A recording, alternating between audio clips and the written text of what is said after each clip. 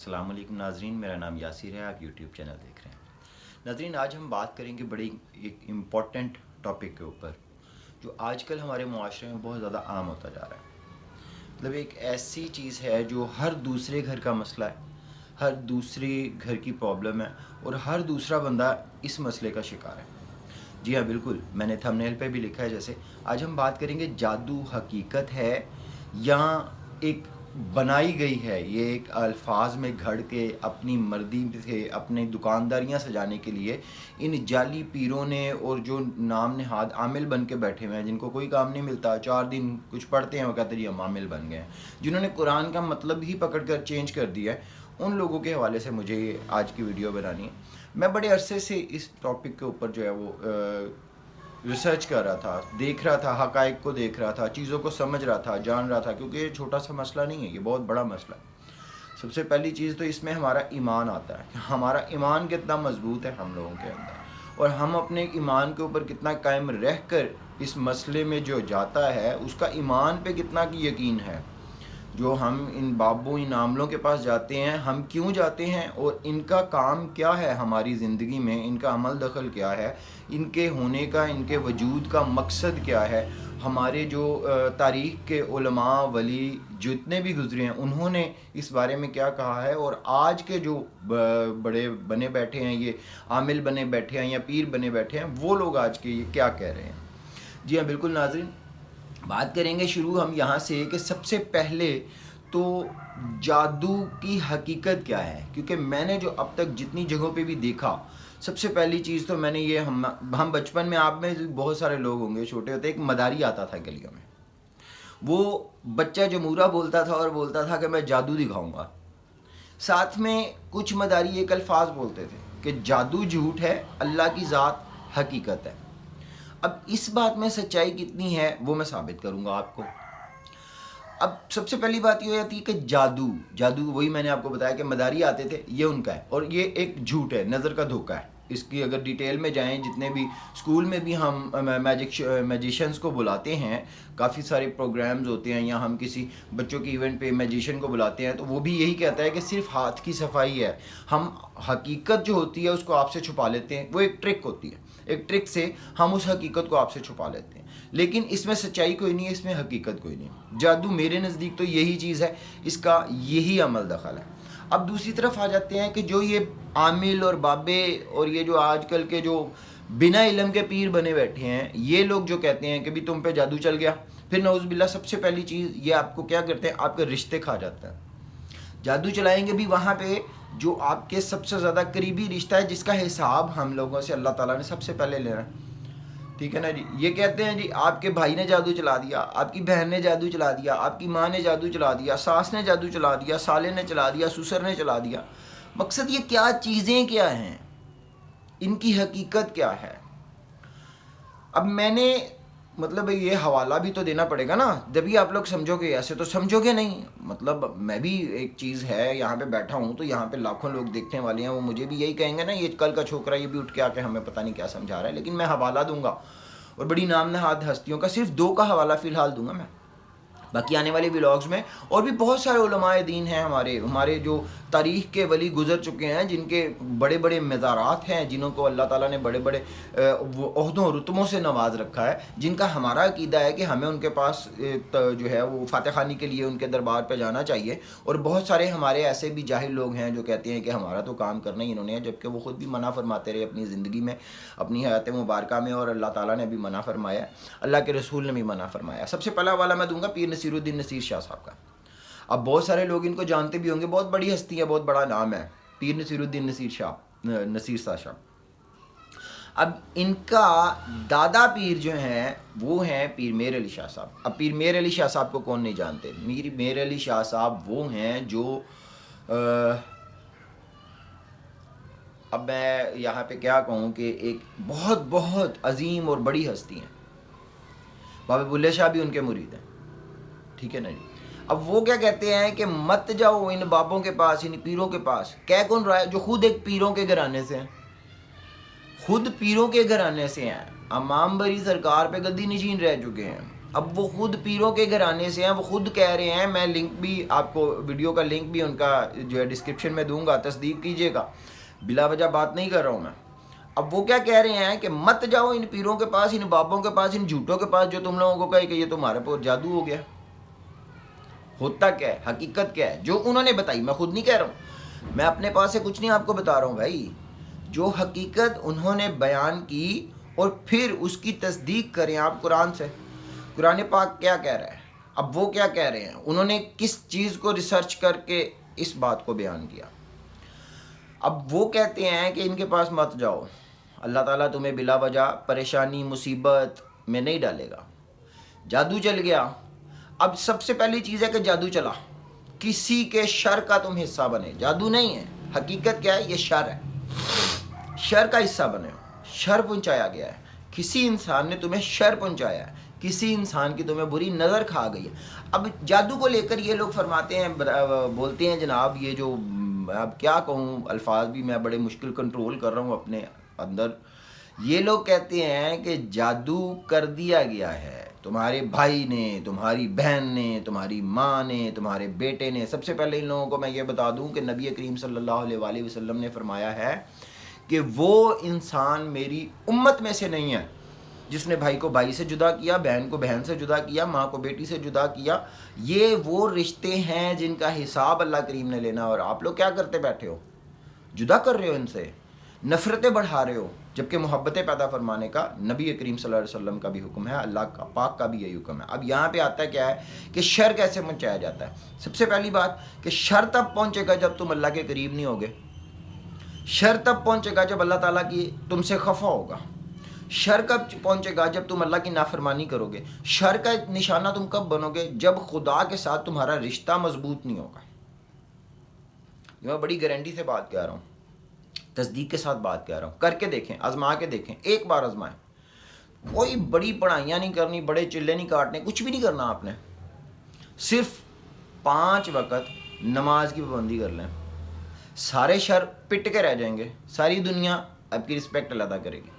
اللہ تعالیٰ بار بار فرماتا ہے قرآن میں، ایک بار اس چیز کی پابندی کر لے، تجھے کسی چیز کی ضرورت نہیں رہے گی۔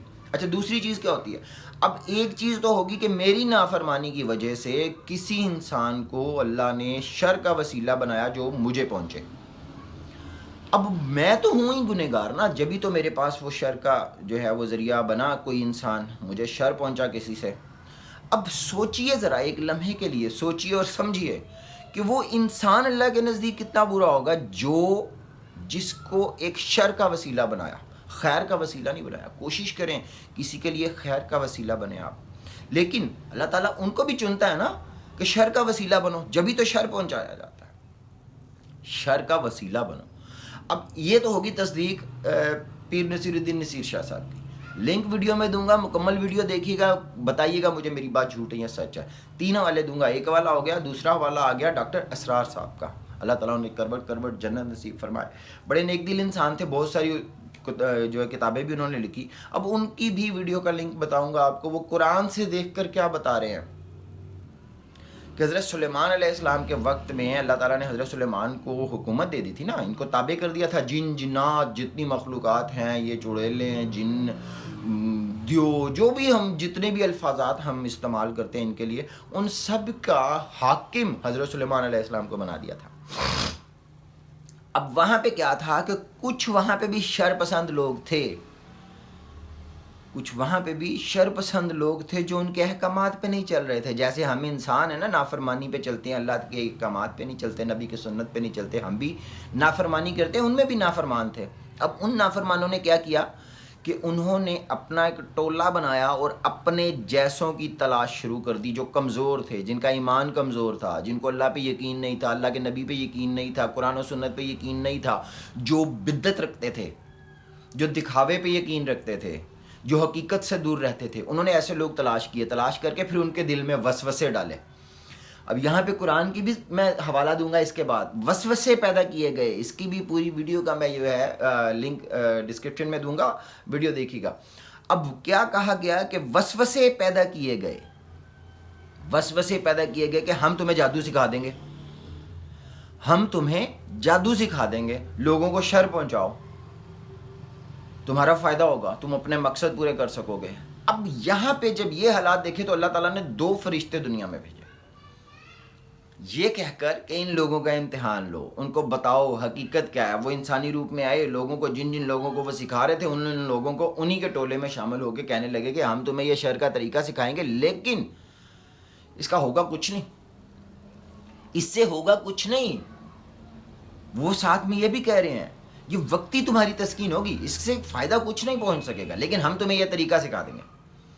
اب اللہ تو اصلاح کا طریقہ یہ رکھتا ہے اپنا، ٹھیک ہے نہیں جی؟ اچھا یہ سب ہوا تو وہاں سے یہ کچھ لوگ ایسے پیدا ہوئے۔ اب وہیں سے ان مخلوقات میں بھی کچھ ایسے شر پسند جو جنات ہیں وہ پیدا ہوئے۔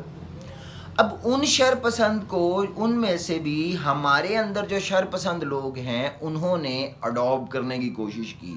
اب ولایت کیا کہتی ہے کہ ہم عامل کسے کہتے ہیں، عمل کسے کہتے ہیں، کہ علم کے بعد عمل کرنے والے کو ہم عامل کہتے ہیں۔ علم حاصل کرنے کے بعد عمل کرنے والے کو عامل کہا جاتا ہے۔ میرے نزدیک تو یہی ہے، عامل وہ جس نے کثرت سے کسی بھی چیز کی پڑھائی کر رکھی ہو، کوئی صورت ہے، قرآن کی آیت ہے، کثرت لے جانا عاملیت میں آ جاتا ہے، اس کا اثر اس کے اندر آ جاتا ہے، اس کے اثرات اس کے اندر آ جاتے ہیں، اس کے موکلات اس کے ساتھ ہو جاتے ہیں، یہ چیزیں۔ اب ان میں کیا جا کے آتا کہ ان لوگوں کو ان لوگوں جیسے ہی لوگ مل گئے، ٹھیک ہے۔ انہوں نے کیا کیا کہ انہوں نے چلے کاٹے، ریاضتیں کاٹیں۔ اب یہ تو کہتے ہیں جی میں تو اس چیز کا عامل ہوں، فلاں چیز کا عامل ہوں۔ بھائی تم فلاں چیز کے عامل بنے ہو، کسی کو فائدہ پہنچانے کے لیے تو بنو نا، جب تو عامل تم مانے گئے۔ تم نے اپنی ذاتی طاقت حاصل کرنے کے لیے وہ علم حاصل کیا، اور تاکہ تم لوگوں کو شر پہنچا سکو، لوگوں کے شر کا حصہ بن سکو، ٹھیک ہے جی۔ یہ تو ہوگی ایک یہ چیز، اس کو سمجھیے، یہ ہو گیا وہ ٹولہ۔ اب اس کی تصدیق قرآن سے کر رہے ہیں ڈاکٹر اسلام صاحب، ٹھیک ہے۔ اب ان کا بھی میں نے ویڈیو دے رکھی ہے۔ اب دوسری طرف آ جاتے ہیں قرآن کی طرف۔ سورہ فلق اور سورہ ناس کب نازل کی گئی؟ جب شک ظاہر کیا گیا کہ نبی کریم صلی اللہ علیہ وآلہ وسلم کے اوپر خدا نخواستہ نعوذ باللہ کسی نے جادو کر دیا۔ اب اس کی حقیقت کیا ہے؟ یہ جو ڈھونگی بابے ہیں، یہ پیر ہیں، یہ عامل جعلی جو ہیں، یہ سب سے پہلے کیا کہتے ہیں کہ نبی پہ بھی تو جادو چلا تھا نا، تم کیا چیز ہو؟ توبہ استغفر اللہ نعوذ باللہ۔ میں یہ کہتا ہوں، میرا یہ ماننا ہے، میرا یہ ایمان ہے کہ اللہ کریم جس نے جس ہستی کے لیے پوری کائنات تخلیق کر دی، 1,40,000 انبیاء جو ہے وہ اتارے دنیا میں، ان کے بعد آخری نبی بنایا نبی اکرم صلی اللہ علیہ وآلہ وسلم کو، اور یہ کہہ دیا کہ میرا سب سے پسندیدہ مذہب اسلام ہے اور سب سے پسندیدہ نبی حضرت محمد مصطفیٰ صلی اللہ علیہ وآلہ وسلم ہے، جو تمام نبیوں میں اعلیٰ رتبہ رکھتے ہیں۔ ان کے اوپر رب کیسے کسی شر پسند کو جادو کرنے دے سکتا تھا؟ سمجھیں ذرا اس بات کی حقیقت کو جانیں، ایسا ممکن نہیں ہے، یہ جھوٹ ہے، من گھڑت باتیں ہیں ان کی۔ تب کیا ہوا تھا کہ نبی کریم صلی اللہ علیہ وآلہ وسلم بہت زیادہ علیل ہو گئے تھے، تو کچھ لوگ ایسے تھے اس وقت میں، جو کفار کی عورتیں تھیں یہ جادو ٹونے کرتی تھیں، پڑھ کے پھونکتی تھیں، تعویذ کنڈے کر کے دیتی تھیں۔ تو تب شک ظاہر کیا گیا، کیونکہ دشمن جو تھے کفار، شک ظاہر کیا گیا کہ خدا نہ خواستہ کہیں انہوں نے اپنی دشمنی کو پورا کرنے کے لیے یہ حرکت نہ نبی اکرم صلی اللہ علیہ وآلہ وسلم پہ کر دی ہو، تو تب سورہ فلق اور سورہ ناس نازل ہوئی۔ اب ان کا ترجمہ ہمیں کیا کہہ رہا ہے، سورہ فلق کیا کہہ رہی ہے، سورہ ناس کیا کہہ رہی ہے، ترجمہ پڑھتا ہوں میں۔ سورہ فلق کا ترجمہ ہے، میں پناہ لیتا ہوں صبح کے رب سے ہر شر سے، صبح کے رب کی، نعوذ باللہ، میں پناہ لیتا ہوں صبح کے رب کی ہر شر سے جو اس نے پیدا کیا۔ شر بھی تو اللہ نے پیدا کیا ہے نا دنیا میں، ہر شر سے جو اس نے پیدا کیا، اور اندھیرے کی شر سے جب وہ پھیل جائے۔ یہ جن جنات چڑیل یہ اندھیرے میں پھیلتے ہیں، اندھیروں میں نکلتے ہیں، دن کے اجالے میں یہ نہیں نکلتے، ٹھیک ہے۔ نمبر 2، اور گانٹھوں میں پھونکے مارنے والیوں کے شر سے۔ قرآن کیا کہہ رہا ہے؟ والیوں کے شر سے، گانٹھوں میں پھونکے مارنے والیوں کے شر سے۔ تعویذ بنا کے دیتے ہیں نا، ایک گرے بنا کے دیتے ہیں، گانٹ لگا کے دیتے ہیں، گانٹھوں میں پھونکے مارنے والیوں کے شر سے۔ سمجھے ذرا، ہر ایک چیز کو میچ کریں۔ اور حاسد کے شر سے جب وہ حسد کرے، نظر لگنا، حسد کرنا، حسد کرنے سے شر پہنچتا ہے۔ حاسد کرنے والے کے حسد سے. یہ ہے سورہ فلق کا ترجمہ. اب آ جائے سورہ ناس کی طرف. سورہ ناس میں کیا فرما رہا ہے اللہ تعالیٰ؟ کہو میں پناہ مانگتا ہوں انسانوں کے رب کی. کہو میں پناہ مانگتا ہوں انسانوں کے رب کی، انسانوں کے بادشاہ کی، انسانوں کے معبود کی، شر سے وسوسہ ڈالنے والے کے جو بار بار پلٹ کر آتا ہے. شر سے وسوسہ ڈالنے، جادو نہیں ہے، جادو کی حقیقت یہ ہے. شر سے وسوسہ ڈالنے والی. قرآن جو کہہ رہا ہے وہ جھوٹا ہے، یہ جو ڈھونگی بابے کہہ رہی ہیں یہ سچ ہے؟ نہیں، قرآن جو کہہ رہا ہے وہی سچ ہے، تا قیامت یہی سچ رہنا ہے. قرآن نے کیا کہا؟ شر سے وسوسہ ڈالنے والے کہ جو بار بار لوٹ کر پلٹ کر آتا ہے. آخری آیت میں کیا فرماتے ہیں؟ وہ جنات میں سے ہو خواہ انسانوں میں سے ہو. کہ وہ وسوسہ ڈالنے والے جنات میں سے ہوں خواہ انسانوں میں سے ہوں، میں پناہ مانگتا ہوں اللہ تعالیٰ کی. یہ ہے سورہ فلق اور سورہ ناس کا ترجمہ. یہ ہے حقیقت ناظرین جادو کی، آج کل کے عاملوں کی. اور ہمارے قرآن میں کیا فرمایا گیا ہے، ہمارے دین میں کیا فرمایا گیا ہے. ہمارے قرآن نے کہا کس بات کو لے کر، اور ان لوگوں نے نعوذ باللہ بنا کے آباد دی ہم لوگوں کا ایمان کھانے کے لیے. تو خدارا میری جو ہے وہ آپ سب سے ریکویسٹ ہے کہ ان ڈھونگی بابوں کے پاس مت جائیں اپنا پیسہ، اپنا ٹائم اور اپنا ایمان ضائع کرنے کے لیے. جو بچا کچا ایمان ہے اس کو تازہ کریں، قرآن پڑھیں، اللہ کے قریب ہوں. پر دکھ پریشانی تکلیف کس پہ نہیں آئی؟ نبی کریم صلی اللہ علیہ وسلم پہ آئی، صحابہ کرام پہ آئی، 1,40,000 انبیاء ہیں ان کے اوپر آئی، حضرت سلیمان علیہ السلام پہ آئی، حضرت یوسف علیہ السلام پہ آئی، حضرت موسیٰ علیہ السلام پہ آئی، حضرت یونس علیہ السلام پہ. کس نبی پہ مصیبت نہیں آئی؟ انہوں نے کیا کیا؟ انہوں نے ان بابوں کے پاس تو نہیں گئے، انہوں نے عبادات کی، انہوں نے اللہ کا ذکر کیا، اللہ کی عطا کی ہوئی نازل کی ہوئی آیات کو پڑھا. پھر وہ اس مشکل مصیبت پریشانی سے ہٹے بھی، باز بھی رہے، اور اللہ تعالیٰ کا قرب بھی حاصل ہوا. تو خدا کے لیے اپنا ایمان بچائیں، حقیقت کو سمجھیں. اب تک کے لیے بس اتنا ہی. مجھے اجازت دیجیے، اپنا بہت سارا خیال رکھیے گا. السلام علیکم.